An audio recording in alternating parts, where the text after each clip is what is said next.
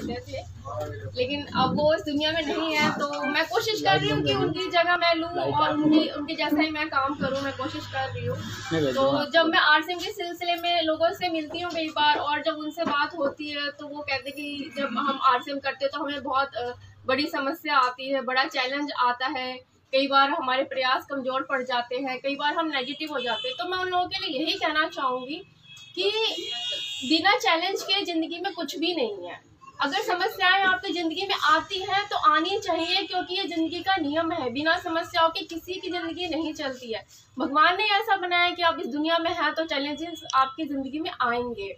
तो मैं यही कहना चाहूँगी कि इस चैलेंज से हमें भागना नहीं है, इन समस्याओं से हमें भागना नहीं है, हमें इसका सामना डट के करना। परमात्मा से आपको ऐसा मांगना चाहिए कि अगर हमारी ज़िंदगी में कोई समस्याएं हैं तो हमें इसका सामना करने की हिम्मत दे, क्योंकि जितना बड़ा संघर्ष आपकी ज़िंदगी में होगा कामयाबी भी उतनी ही बड़ी मिलेगी।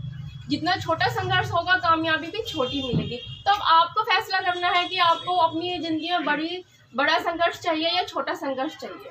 डेफिनेटली बहुत सारे लोग कहेंगे कि हाँ हमें बड़ा संघर्ष चाहिए, क्योंकि हमें कुछ बड़ा पाना है तो संघर्ष भी हमारा बड़ा ही होगा। और संघर्ष किसकी ज़िंदगी में नहीं होगा? जितने भी इतिहास में जितने भी महान लोगों के नाम दर्ज है, सबकी ज़िंदगी में संघर्ष रहा है। झांसी की रानी थी, उनकी ज़िंदगी में संघर्ष था। गुरु नानक देव थे, उनकी ज़िंदगी में संघर्ष था। और भी बहुत सारे ऐसे लोग हैं। राम की ज़िंदगी में रावण था, श्री कृष्ण की ज़िंदगी में कंस था। तो संघर्ष किसकी ज़िंदगी में नहीं है? सबकी ज़िंदगी में संघर्ष। और हम यहाँ आरसीएम बिजनेस में छोटे मोटे संघर्ष ना करना पड़े इसलिए हम छोड़ के चले जाते हैं, तो ये गलत है। अब कोई भी काम करते क्या वहाँ पे संघर्ष नहीं है? क्या वहाँ पे समस्याएं नहीं आती है? क्या वहाँ पे चैलेंज नहीं आता है?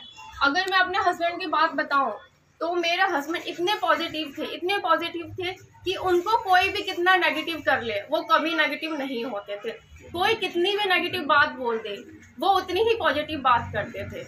होता है कई बार हम इस बिजनेस में आते हैं, शुरुआत में आते हैं तो आपको 10 तरीके से लोग आपको नेगेटिव करने की कोशिश करते हैं कि आप क्या कर रहे हो, ये बिजनेस ऐसा है, ये बिजनेस सही नहीं है, आपका टाइम खराब हो रहा है, ऐसा हो रहा है, वैसा हो रहा है। और यहाँ तक कि घर वाले भी कहते हैं, लेकिन मेरे हस्बैंड कभी भी नेगेटिव नहीं हुए, कभी भी नहीं।